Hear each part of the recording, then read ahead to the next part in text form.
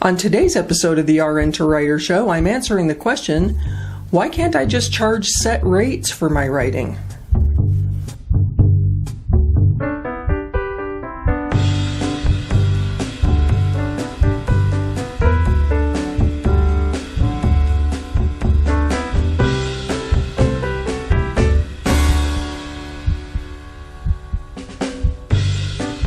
Welcome to the RN2writer Show.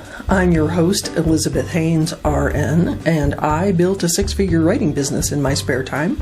Really? And today I help other nurses learn how to become freelance writers too. Honestly, I call this the best kept secret career in nursing.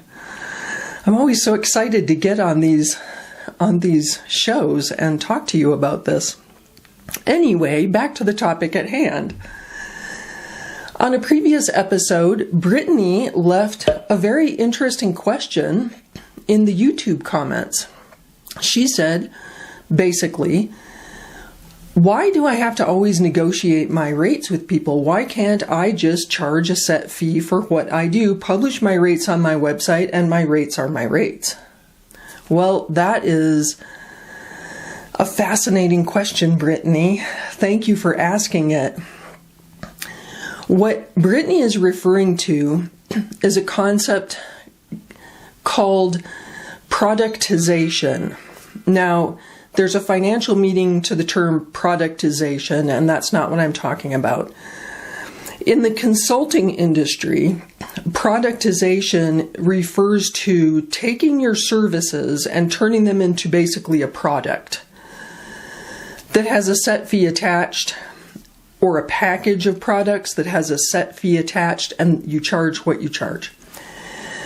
So Brittany, I wanted to tell you specifically, I actually experimented with this about, 5, 6, 7, 8 years ago. I published a price list on my website, like you suggested, and I was just going to charge those rates. And I found some drawbacks to that. So let me talk about that a little bit. First of all, in the writing industry, it's very common. I would say it's considered the norm for clients to want to negotiate rates. So that's one issue. Even when I published my rates on my site, prospects would still approach me with wanting to negotiate those rates. So that put me in a take it or leave it situation. And when you're in a take it or leave it situation, you have no negotiating leverage because your only options are accept that they want to pay you less than your stated rate or say no and lose the prospective client, right? Where in fact, that may have been a client that I could have cultivated into a really good relationship, which is always my goal. I never approached writing as I'm selling a product. I always approached writing as I'm building relationships with people I can help. And this world is very small, this industry. So many times in my career, I would work with an editor at one client who subsequently moved to another client, and then I would work with them at the new client. So cultivating relationships as opposed to selling products, I think is a more fruitful approach in the writing industry. Another issue I have with productizing writing services is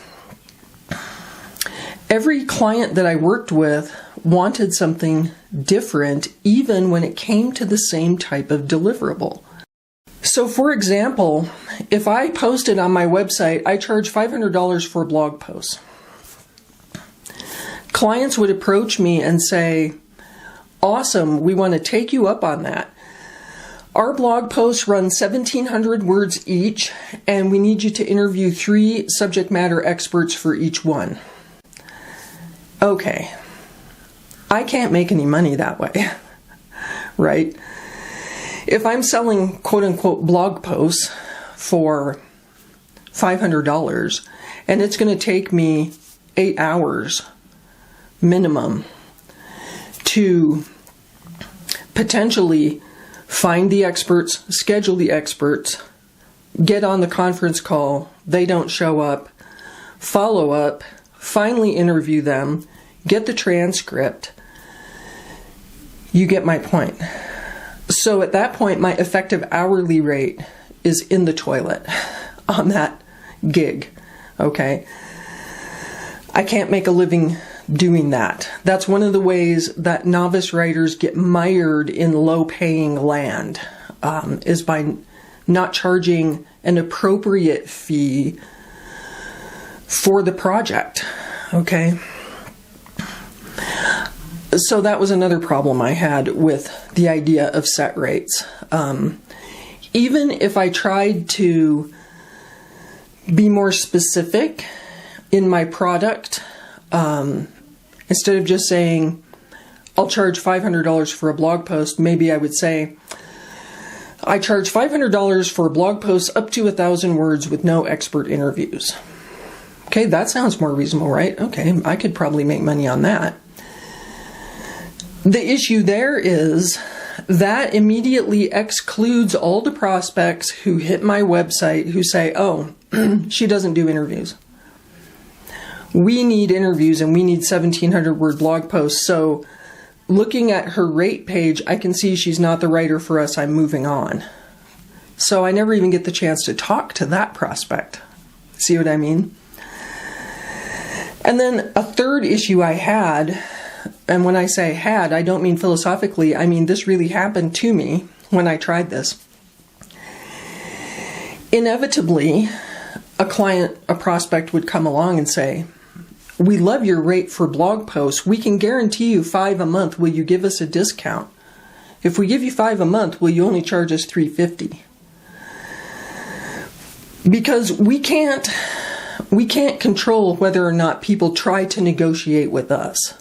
We can refuse to negotiate. That can be a boundary we set with ourselves. We can say, I'm not going to negotiate with anyone. But we can't control people asking to negotiate because no one can control what somebody else does. And the problem with clients or prospects who would then ask me to discount it for a volume of blog posts was, again, it could tank my effective hourly rate.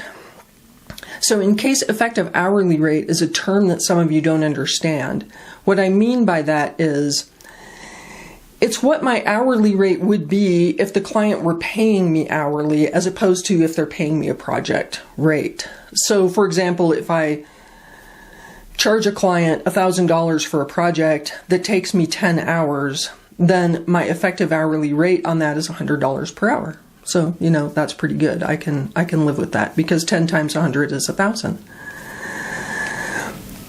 So when a client wanted a volume discount, which I rarely would do for reasons I'm not going to go into right now, but I'll touch on that in a second. Again, then my negotiating leverage was gone. As opposed to if I'm creating a proposal for that client, I can structure my proposal so that I can offer them packages on a customized basis that do not involve simply more of the same item, but represents a combination of items, so that if they ask me to give up value, which for me is the money, I can go back to them and request that they also give up value, which to them is the various deliverables I've put into this custom package for them. Now that's an advanced concept, and in fact, I cover this in my advanced coaching, which is called RN2writer Stat. I have 2 in-depth modules about making proposals and negotiating those proposals. I really enjoyed putting together the negotiation module because the very word negotiation makes the hair on the back of the neck of a lot of writers stand up in fear. And it doesn't have to be that way. I'm a very honestly shy person, and yet I was a very good negotiator with clients. It's not about winning and losing. It's about making sure everybody's needs get met. And as nurses, we're great at that, aren't we? We are great at helping people get their needs met. And as business people, we can also make sure our business needs get met. Everyone's happy. We've built a fantastic relationship with this new client that might continue for years. Writing proposals, custom proposals for clients, and then negotiating is what led me to be able to land $50,000 annual contracts from clients. And I could have never achieved that if I had stuck with productizing, publishing a price list and saying, these are my prices. So, Brittany, what I want to tell you is it's your business. You run your business the way that you see fit, okay? You are empowered to make your business decisions and stick with them, see how they work, change them if they don't work. But this is all in your court because you're in charge of this. You're the CEO of your business. What I can say in my experience with trying to productize my writing services was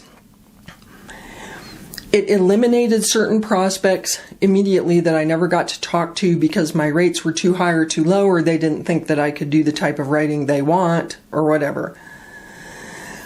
It frequently bogged down my hourly rate, my effective hourly rate, because I didn't have the opportunity to mix and match package components.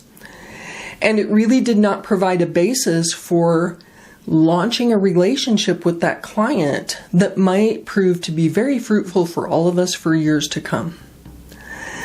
All right, I hope that you all enjoyed my answer to why can't I just charge set rates. I would love to hear your comments on the YouTube channel. Drop them into the comments, of course. And thank you for watching the RN2writer Show on YouTube or listening on Spotify and Apple Podcasts. Until next time, I'm your host, Elizabeth Hanes. Keep pitching.